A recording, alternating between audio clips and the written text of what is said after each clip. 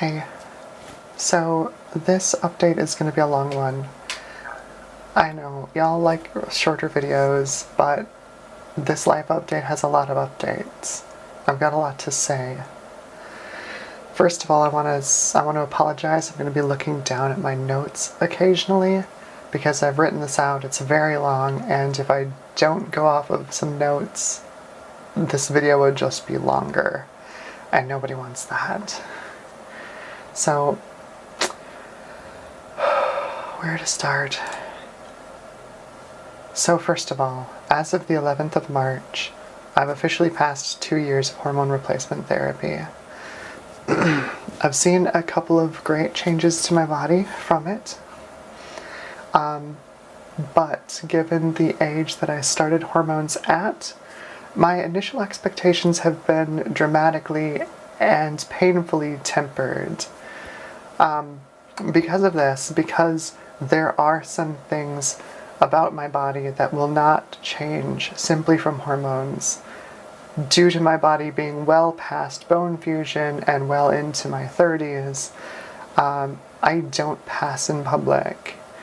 I know I set up camera angles and lighting that's really beneficial and makes things look nice from here, but in public I really don't pass. So I'm beginning to regret the rapidity with which I pushed through all of the stereotypical transition milestones, like going full-time, changing my name, etc.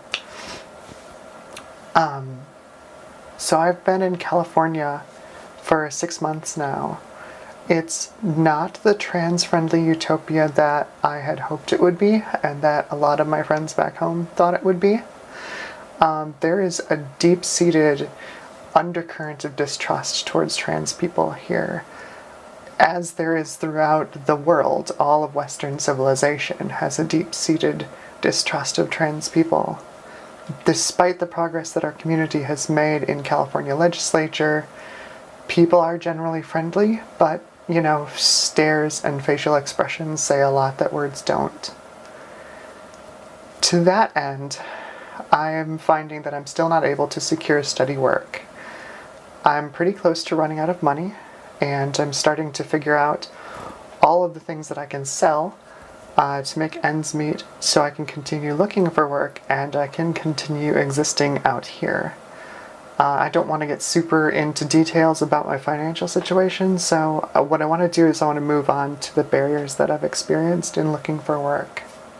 First and foremost, I have to be able to avoid, mitigate, or cope with the anxiety I feel around job hunting and around generally existing in public visibly trans.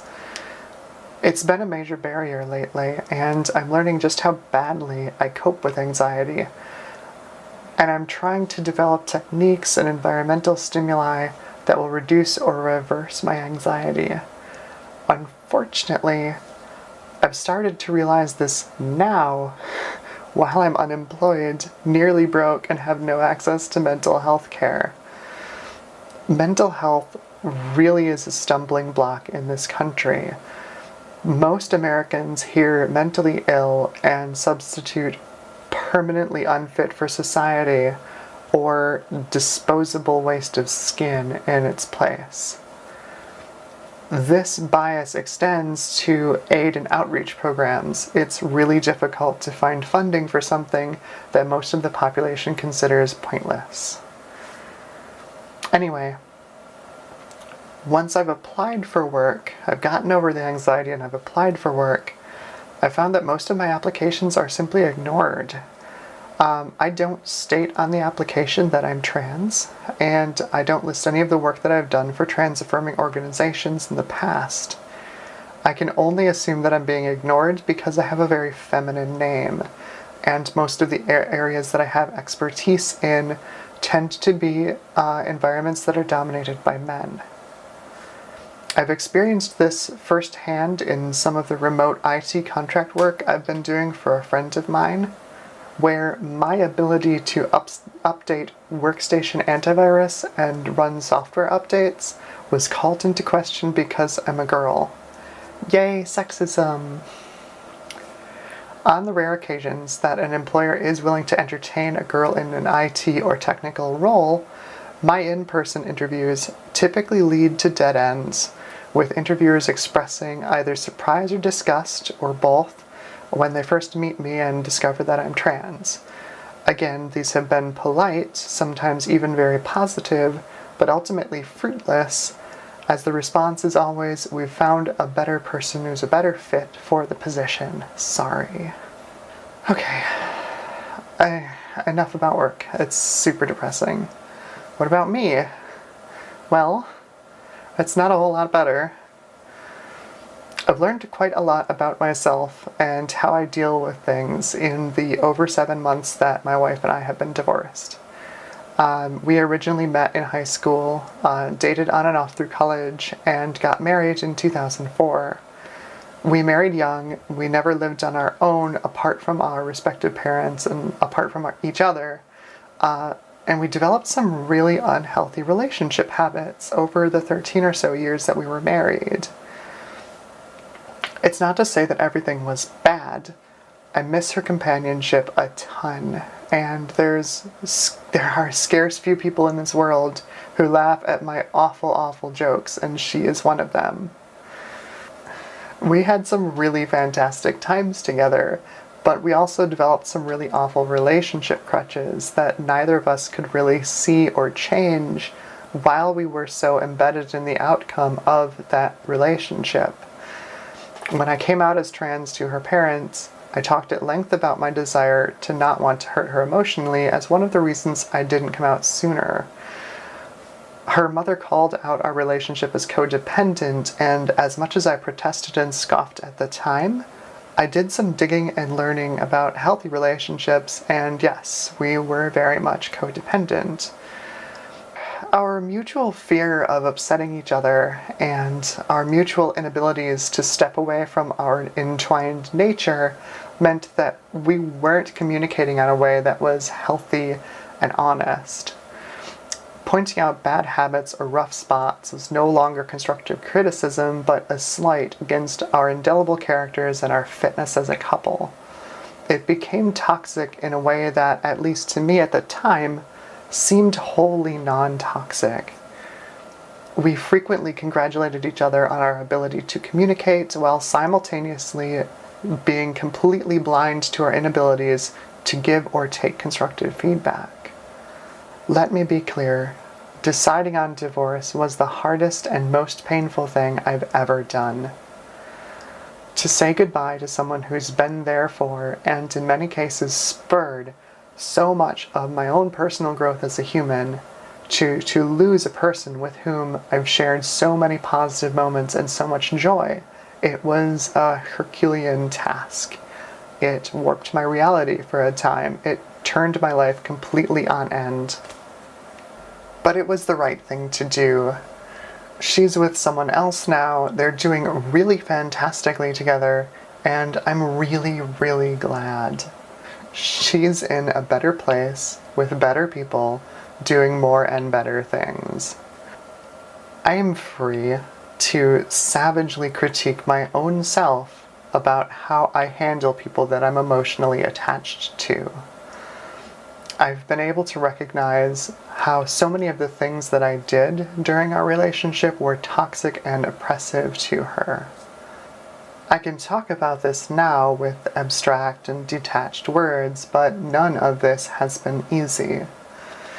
Not the initial decision, not the meticulous and painful splitting of our lives, and certainly not the monumental work that I have ahead of myself to detoxify my own habits when it comes to having a healthy relationship, should I ever enter into a relationship with someone else in the future. Which, as a trans woman in 2018, is very up in the air. So at the moment, I'm still looking for work. Honestly, at this point, any work, and trying to remain hopeful and manage my anxiety and my depression through non-medical means while I get back to a place where I can maybe afford health coverage. and maybe even start socking away some money in the hopes of finishing off my transition, because there are still a lot of things about my body that bring me discomfort, irritation, and even distress, just as they always have. Alright, so this is super down and depressing, but there are some upsides to my current situation. Upside number one: since a subset of common surgical transition procedures are required to be covered by California insurance companies, the eventual cost of some of my transition will be dramatically lower than it would have been had I stayed in Wisconsin. This is a very powerful instrument of hope for me, and it's basically the reason that I haven't thrown myself off the 805. My depression has been really bad lately, and it's gotten close. Upside number two: where I'm living is a completely safe space, and I have no housing anxiety other than making rent every month. I know for a fact that I won't be evicted simply because I'm trans, which is an enormous privilege that not all trans folks get, not even here. Upside number three: I bought an inexpensive used car when I moved out here to replace the big, rusty, awful van that I used to get all of my possessions out here. That van, as much as I had grand plans to renovate it and use it as a mobile housing unit if I needed to, didn't make sense to invest money into it. It would have bankrupted me if I had tried to fix the myriad of problems that were wrong with it. The upside is that the extremely inexpensive car I own, my 1998 RAV4, doesn't have to live through any Wisconsin winters. It, like all cars out here, is preserved by the mild weather, meaning I actually do have some modicum of transport security, which is major, and if things take a turn for the worse and I become homeless, I have a viable option for shelter. It's not big, but it doesn't leak gasoline, it has proper insulation, and its interior, and it has enough room. While it's not big, it has enough room for me to fit a subset of my life, allowing me to continue doing remote IT work or even video production while I don't have secure housing. Upside number four: I left myself some emergency reserves in my savings in anticipation that something like my current situation might happen. I can make it another month or two and hopefully find some factory or farm or data entry work that will pay my bills and let me get back on my feet. I do also have the option of going back to school should it become painfully obvious that my work experience isn't sufficient to land me a job with a livable wage. That is actually a really big gamble, because I'd still have to deal with finding a job while trans, while also dealing with having the burden of student debt in an age when tuitions are at their historical highest prices ever. So yeah, that's the extent of my life update right now, and as bad as things seem, there is still hope that I can make things better, and I can still finish my transition and live my own life as myself and not have to masquerade as someone else for longer. I have considered socially detransitioning and trying to look for work as a man again, and while the prospect is not enticing, it might be necessary. We'll see. That would be sort of a last-ditch effort if it gets to I have 1 month of savings left and I still don't have work. It will be time to look for work as a guy again and put myself back in the closet, at least temporarily, until I can finish off transition. So yeah, that's my life update for now. It's not super positive, sorry. But I'm trying to make it work, and fingers crossed it'll get somewhere. The nice part is that if everything does end up going wrong, I can still make videos from living out of my car. If I sell off my big video workstation and all my monitors and stuff, and I can still make videos with my Surface and my camera that you're looking at right now. That stuff doesn't take up a lot of room, and I can still stay in touch with folks, and I can still do work that I really enjoy doing, which is videography, and I've completed one, well, sort of completed. I'm waiting for the client to get back to me on one last change. Doing some commercial ad work, and I really, really enjoy it, and I hope I can continue to do it, and fingers crossed.